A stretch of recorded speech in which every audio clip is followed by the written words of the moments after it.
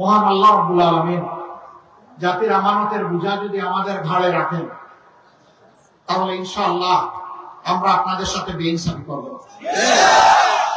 এখানে যাকে আমরা দিয়েছি, আমাদের জানা মতো অত্যন্ত দক্ষ অভিজ্ঞ একজন ভালো মানুষকে আমরা উপহার দিয়েছি। কেমন 12 তারিখের প্রথম ভোট হবে গণভোট ইনশাআল্লাহ। কি হবে সেটা? কি হবে? হ্যাঁ মানে আজাদি, না মানে গোলামি। আজাদি না গোলামি? আজাদি। আজাদি না গোলামি? আজাদি। ইনশাআল্লাহ প্রথম ভোট হ্যাঁ। ইনশাআল্লাহ সারা দেশবাসী হাকেই বিজয়ী করবে ইনশাআল্লাহ। তাহলে বাংলাদেশ রাস্তা খুঁজে পাবে।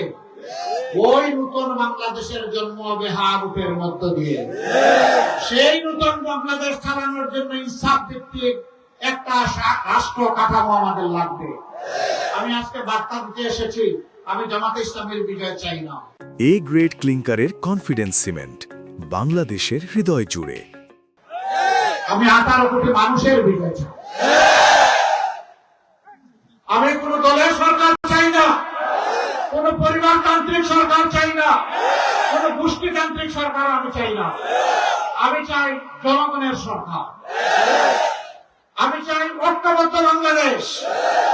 আর ধর্মে বর্ণে জাতিকে বিভক্ত করার সুযোগ আমরা কাউকে দিব না ইনশাআল্লাহ। এই বাংলাদেশকে সকল ধর্মের বর্ণের মানুষ নিয়ে ফুলের বাগানের মতো ইনশাআল্লাহ আমরা সাজাবো। 5 আগস্টের পরে আপনারা দেখেছেন, আমরা যেমন মসজিদ পাহারা দিয়েছি, তেমনি মন্দির পাহারা দিয়েছি, তেমন মঠ পাহারা দিয়েছি, তেমন চার্চও আমরা পাহারা দিয়েছি। কারণ ধর্মীয় প্রতিষ্ঠানগুলো স্ব ধর্মের কাছে অত্যন্ত গুরুত্বপূর্ণ এবং পবিত্র। এ নিয়ে কেউ বাড়াবাড়ি করুক আমরা মোটেই পছন্দ করি না।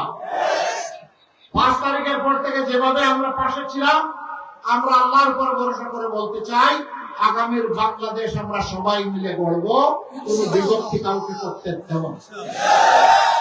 স্ব ধর্মের লোকেরা তাদের মনের মাধুরী মিশিয়ে তারা তাদের ধর্মীয় কাজ করবে। সেখানে অন্য কেউ বাধা দেওয়ার দুঃসাহস দেখাতে পারবে। আর আমাদের মাইনরিটি যে ভাই বোন বলা হয়, তাদের সম্পদের দিকে কেউ লাল চোখ দিয়ে তাকাতে পারবে না। রাষ্ট্র তার চোখ খুলে ফেলবে।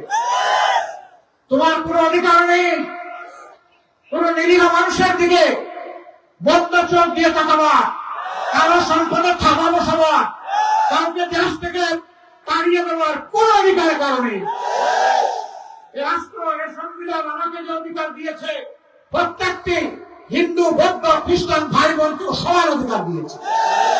আমরা এতে কোনো কম্প্রোমাইজ করতে পারবো না। কেউ খুশি হোক বেকার হোক, এটা তাদের ব্যাপার। আমরা সেই সাম্যের বাংলাদেশ চাই ইনশাআল্লাহ। এবার আমি ইনসাফের প্রতীক দাঁড়িয়ে করলাম। আমাদের প্রিয় ভাই, সম্মানিত ভাই জনাব অধ্যাপক ডক্টর মোহাম্মদ ইলিয়াস সাহেবের হাতে তুলে দিচ্ছি। ভাই